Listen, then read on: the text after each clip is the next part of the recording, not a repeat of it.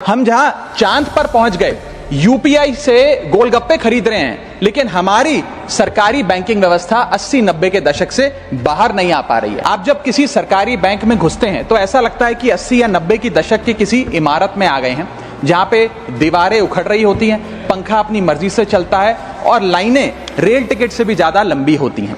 इसके बाद जब आप काउंटर नंबर 1 पे पहुंचते हैं तो बताया जाता है काम यहां नहीं होगा, काउंटर नंबर 4 पर जाइए। जब काउंटर नंबर 4 पे जाते हैं तो बताया जाएगा यहां पर भी काम नहीं होगा, फर्स्ट फ्लोर पर जाइए। और जब आप थके हारे फर्स्ट फ्लोर पर पहुंचते हैं तो बताया जाता है कि लंच हो गया है, लंच के बाद 2 बजे आइएगा। 2:15 पहुंचते हैं तो बताया जाता है कि लंच एक्सटेंड हो गया, अभी कर्मचारी गुलाब जामुन खा रहे हैं। यह व्यवस्था है कस्टमर सर्विस की एक सरकारी बैंक में। और आज हम जहां चांद पर पहुंच गए, यूपीआई से गोलगप्पे खरीद रहे हैं, लेकिन हमारी सरकारी बैंकिंग व्यवस्था 80-90 के दशक से बाहर नहीं आ पा रही है। तो बैंकिंग व्यवस्था ने ग्रामीण इलाकों के साथ सौतेला व्यवहार किया है। पहले तो बैंक की ब्रांच गांव के पास नहीं है। जब वो बूढ़ा आदमी भोला भटका बैंक की 5-10 किलोमीटर दूर ब्रांच तक पहुंचता है तो पता लगता है कि बिजली गुल है।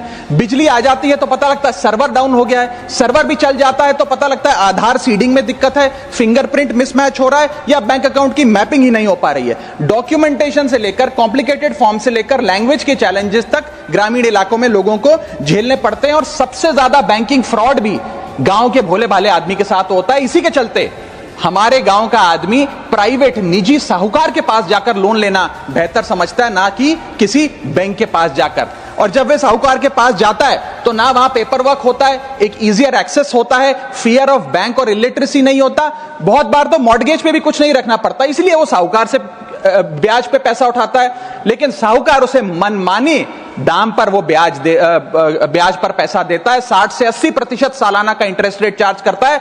जिंदगी भर के लिए उसकी गुलामी लिखवा लेता है और वो बेचारा गांव का भोला भाला आदमी डेट ट्रैप में फंस के रह जाता है। यदि आज किसी ग्राहक को सरकारी बैंक में किसी काम से जाना हो तो मान लीजिए उसके ग्रह खराब चल रहे हैं और दिहाड़ी भी खराब होगी।